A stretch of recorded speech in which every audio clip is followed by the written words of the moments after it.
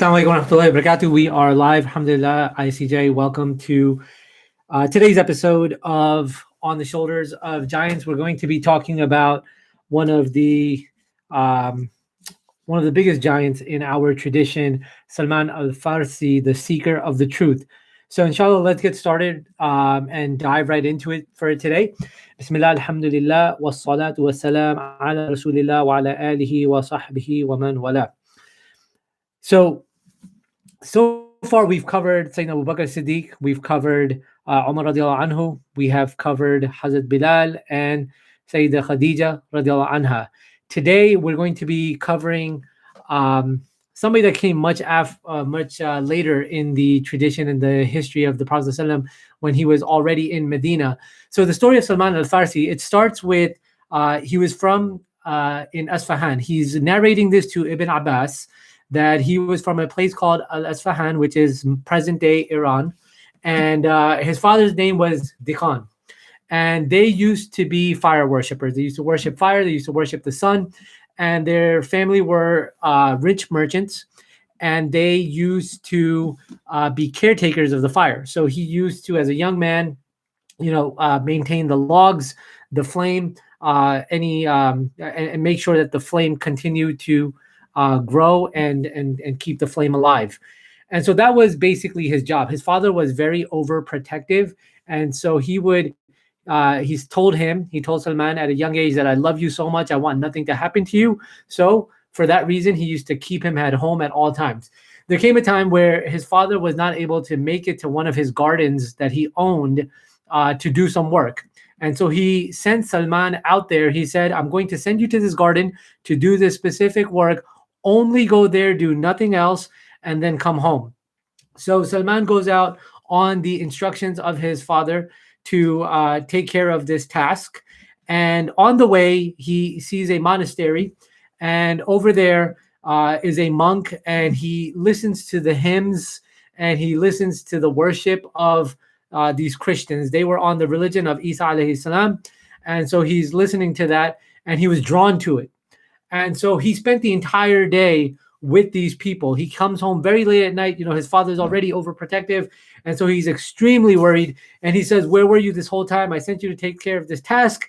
You should have been home much sooner. And he says that I found these people, father, and their religion is better than the religion that we practice. And he was inclined towards it because it was as close as you could be towards monotheism at that time. And so his father is now even more worried for Salman. And so he locks him up. Salman had sent out the word that if these people can take them and find out who their leader is and who their priest is, then he will go with them. And so there came a time when they were traveling, and Salman was able to free himself, and he traveled to Asham, to Syria, to stay with this man. And he used to stay with this man. He used to worship with him. And he used to see that when he collected the charity, when this priest used to collect the charity, he used to actually keep all of this gold and silver for himself. And so he saw this sort of hypocrisy with the priest, and he began to really detest this man because he was putting on a front in front of the people in one way, but then in another way, he was keeping the gold and silver for himself. And so what did he do? Time went by, and this man passed away. He stayed under his tutelage for this time. And when he passed away, the people wanted to give him a proper funeral. And he came out and he gave them the truth about this man, about this priest, that did you know that he used to steal from you people, and that all of this wealth has been stored away, and he never used it for the purposes that he said that he would. And the people said, okay, prove this to us. And so he takes them to the place where the man was storing all the gold and silver, and he reveals it to them. And so they ended up, giving him a dishonorable funeral by stoning him and crucifying him. And so when this passed, the new priest that took over, he found this man to be actually very righteous, and he lived with him for some time, and he worshipped with him and learned under him, and he loved him so much. And so he grew old, the priest grew old, And as he was passing away, he said, where can I go to continue learning and drawing near to Allah subhanahu wa ta'ala? And he said, you have to go to Mosul. You have to go to Mosul, which is, down by Iraq. And there's a man over there that is on our religion, and he will take care of you, and he will help you and guide you towards getting closer to Allah subhanahu wa ta'ala. So now he finds himself in Asham. He went from Iran to Syria, and now he's coming to Iraq. And he stays with this man. And this man was even more righteous than his previous teacher. And he stayed with him. And this man began to start getting old. And so he said, who can I go to continue learning this tradition and growing closer to Allah subhanahu wa ta'ala? And this man said that, go to this place, Amuriya, which is over by Turkey, and you will find one of our followers who follows this religion, who's on this deen, he's on this path, and he will continue to guide you in this deen. And so that man passes away, and Salman al-Farsi is very, very upset and sad. And then he travels again now to Turkey. Now, understand, in those days, the way that we're saying he goes to Syria and then he goes to Iraq, we're not saying he's getting on United Airlines or, Qatar Airlines or any of that stuff. This travel was extremely hard. You had to save a lot of money in order to do it, or be person of means to be able to travel. Most of the travel was left up to the merchants when they used to travel these routes between these lands to exchange goods. And so Salman al-Farsi, all he's doing, and his number one driver, is seeking the truth and to find Allah subhanahu wa ta'ala. And think about this. Those of you that are watching, I'm sure, are part of the ISCJ community. Most of us were born into this religion. We were born in a Muslim household. Have you ever sat down to imagine what would have happened to you had you been born into a Christian household or a Jewish household, or your parents were atheistic, right? As the Prophet ﷺ said, that all children that are born as Muslim. Their fitrah is pointed towards Islam. That's from our fitrah, right? And it is their parents who make them Christians or Jews or Zoroastrians. This is an authentic narration from the Prophet ﷺ. And so it's the external environment, right? How many of us that, we have this amazing ni'mah of being born into Islam, we can't even fathom how huge of a blessing that is.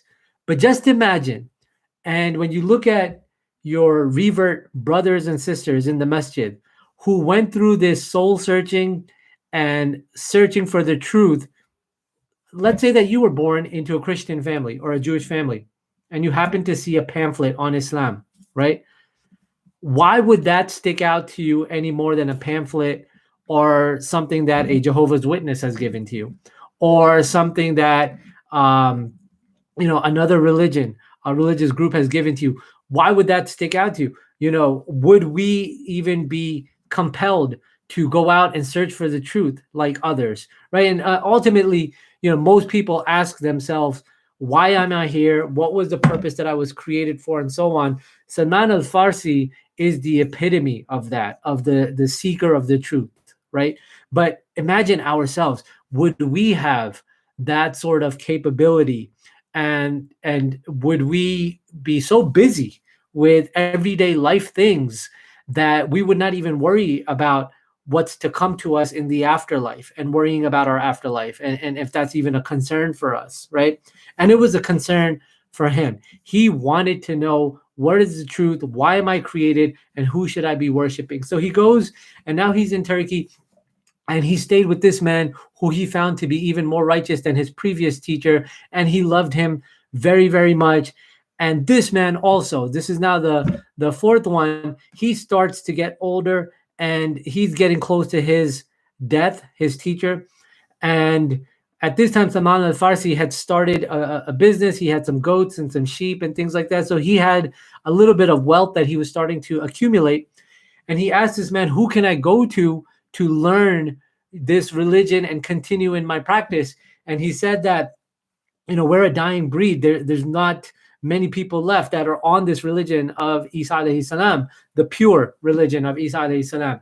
And so you will, but I want to give you good news. There is going to be the coming of a prophet.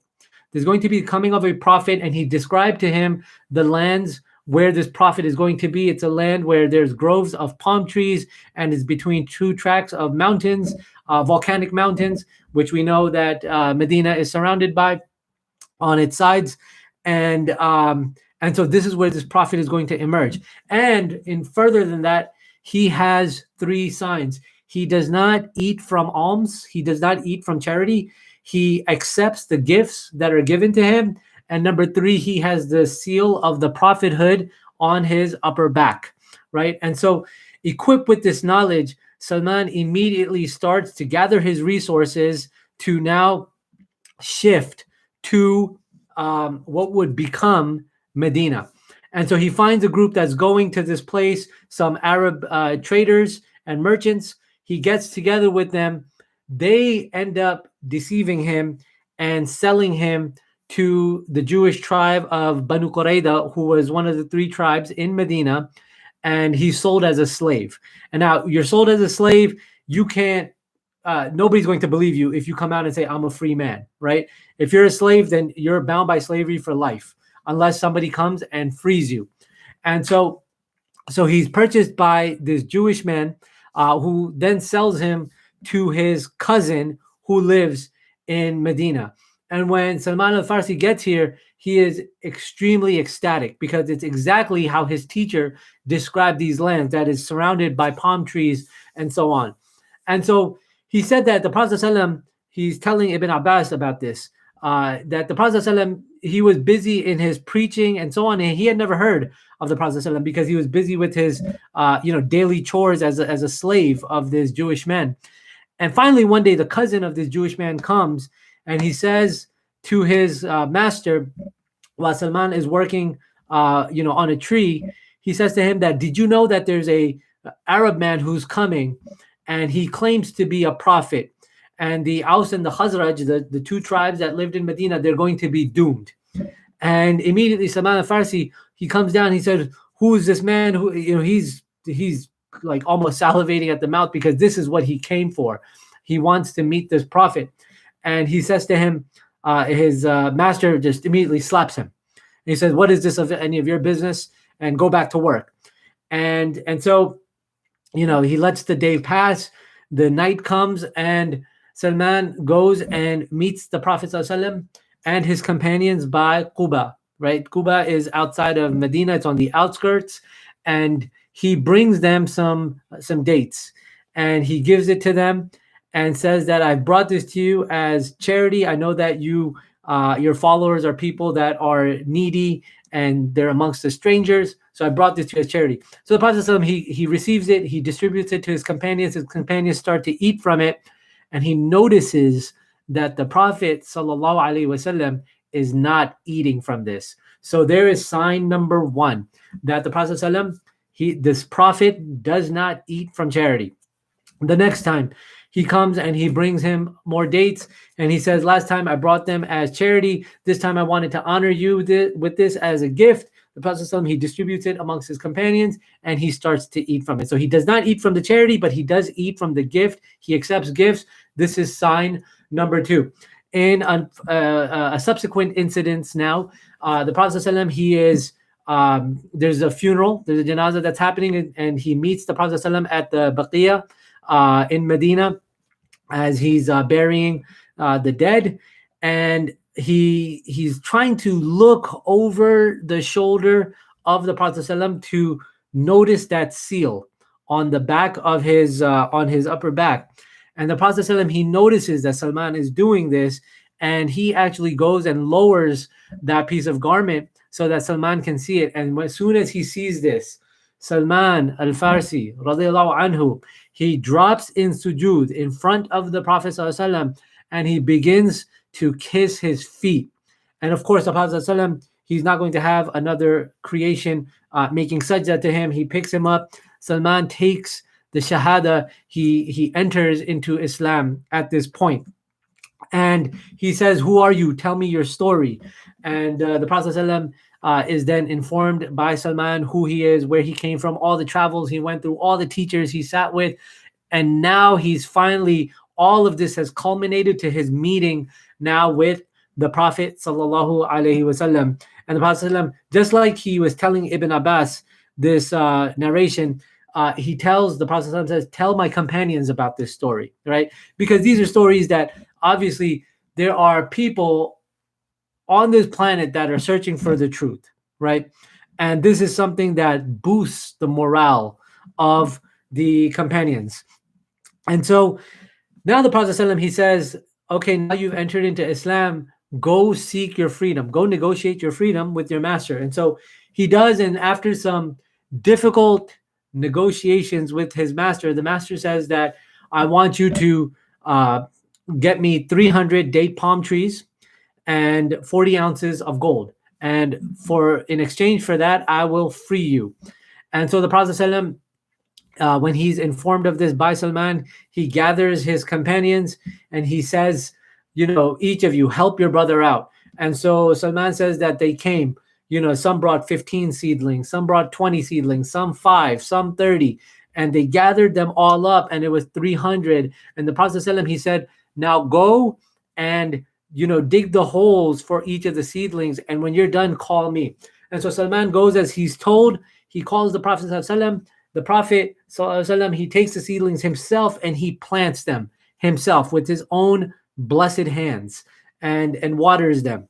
And every single one of these, the narration says that every single one of these 300 date palms grew, and not a single one of them died, because the probability of many of these dying is quite high. This is, first of all, the seedlings are fragile, the heat and the harshness of the desert, so not all of them make it through. You don't have 100% yield. But, this is one of the miracles of the Prophet ﷺ through Allah subhanahu wa ta'ala, that all 300 grew, and this satisfied the negotiated agreement and that stipulation that he needed to meet in order to become free. And then secondly, was the 40 ounces of gold. And the Prophet ﷺ, on one of the days, he came into obtaining some gold, and he gave it to Salman, and he said that take this to your master. And Salman feared when he looked at it, it didn't look like it was enough. But when they weighed it, it ended up being exactly 40 ounces. And so now he was a free man. He said, after this, I never left the side of the Prophet ﷺ while he was alive. And so, excuse me. And so we know, Salman al-Farsi, he's very famous for the Battle of Khandaq, that when the alliances of all these tribes were coming to attack Medina from the outside. And so Medina, from the south, you have the date palms, and then you have the mountain tracks on the sides, and these are volcanic mountains, so it's extremely difficult for armies to come through. So the only part that is susceptible to attack is from the north. And so Salman says to the Prophet ﷺ that when we were in Iran, when we were in Isfahan, the way that we used to keep out the enemies is we used to dig a trench. And so he advises the Prophet ﷺ, and this was not an idea that the Prophet ﷺ even knew, but this was a tactic of warfare that Salman knew from his past life. And so he says to the Prophet ﷺ, we used to dig these trenches 10 meters by 16 meters. And the Prophet ﷺ, he takes this consultation and he commands all of the companions to get busy building the trench. And the Prophet ﷺ himself busied himself. He rolled up his sleeves and he got to digging the trench himself as well. And so, as we know, the Muslims were spared. And this was the first battle, because during Badr and Uhud, Salman al-Farsi was a slave. And so he could not partake in that, but he did partake in the Battle of Khandaq, where the Muslims were victorious through the help of Allah subhanahu wa ta'ala. There's another episode where the Prophet ﷺ, he had partnered Salman al-Farsi to live with Abu Darda. So the companions, they would be partnered to help them get acclimated in Medina and so on. So Salman al-Farsi was living with Abu Darda, and he noticed that his wife was kind of disheveled. She didn't really take care of herself. And he says, is there a reason for this? And she says that Abu Darda has no interest in me and his family. And so he noted that Abu Darda he would fast every day, and he would, stay up the entire night and pray. He was extremely, extremely pious in his rituals and his ibadah. And so one night, Salman al-Farsi notices him praying, and he says, "Go to sleep, Abu Darda." And then Abu Darda goes to sleep. He wakes up a little while later. He says, "Go to sleep again." And then he wakes up again. He says, "Go to sleep." And then when it's the last 1/3 of the night, he says, "Okay, now you can pray." And he says, "Abu Darda, your body has a right upon you. Your wife has a right upon you. And your family has a right upon you." And they go to the Prophet ﷺ and they discuss this matter.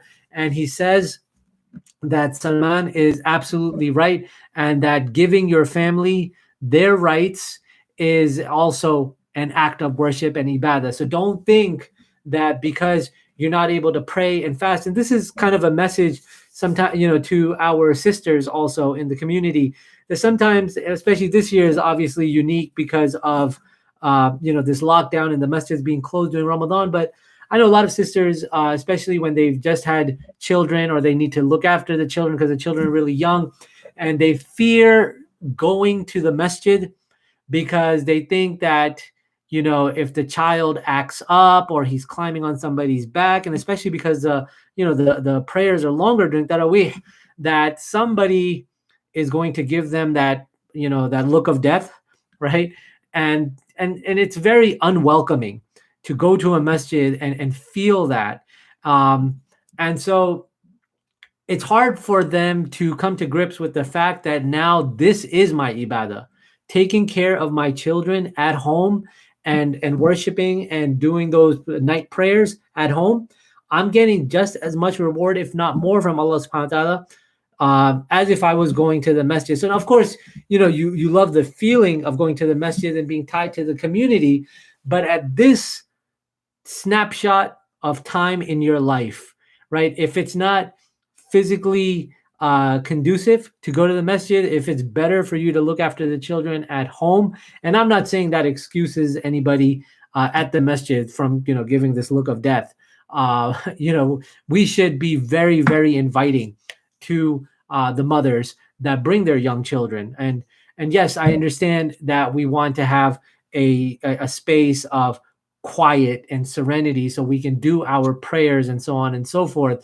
But at the same time, understand these are the kids that are going to grow up in these masjids, and they're going to be the caretakers of this masjid. If you want to drive them out, you want to drive these families out and totally alienate them, they're never going to want to come back after they have an experience like this. So,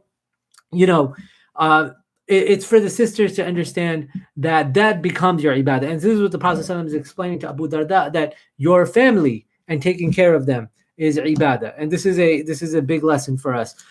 Salman became the Amir of a place called Madain, which is in present-day Iraq.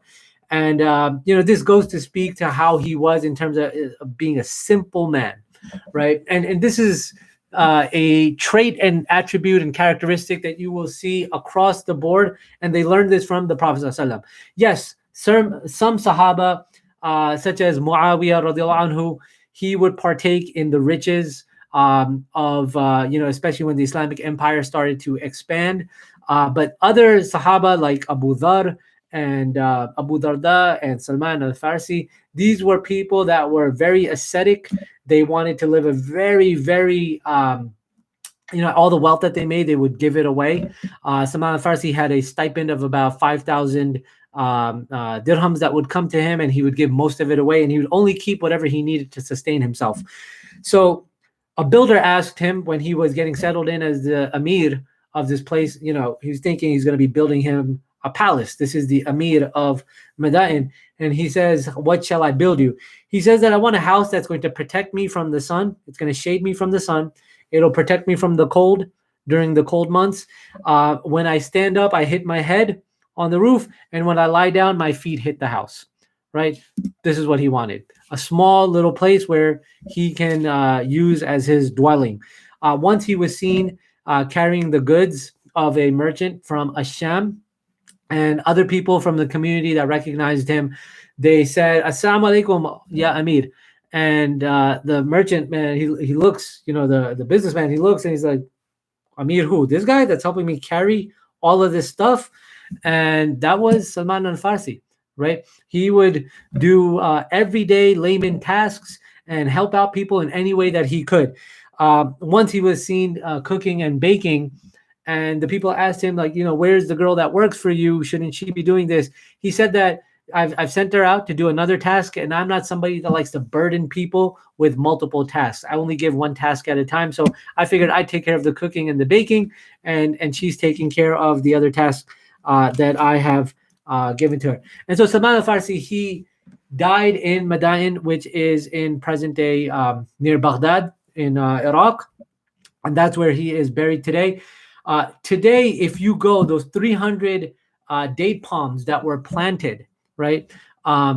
That still exists today. That grove of date palms still exists today in Medina, and it can be visited. And this is one of the beauties and the preservation of our tradition and our heritage, is that when you go to these places, your iman shoots up to another level. It's unbelievable, right? That you're there where the Prophet ﷺ planted these trees. Now, the scholars say that these are probably these trees, because date palm trees, they grow, they die, and then new ones grow. They say that these are probably the grandchildren, these trees, of the original trees that were planted. But you can go today and visit this area of in Medina where the date palm trees are. So this is Salman al-Farsi. This is his life story. May Allah subhanahu wa ta'ala reunite us with him and all of the companions and the Prophet sallallahu alaihi wasallam in the afterlife, in Jannatul Firdaus. Ameen.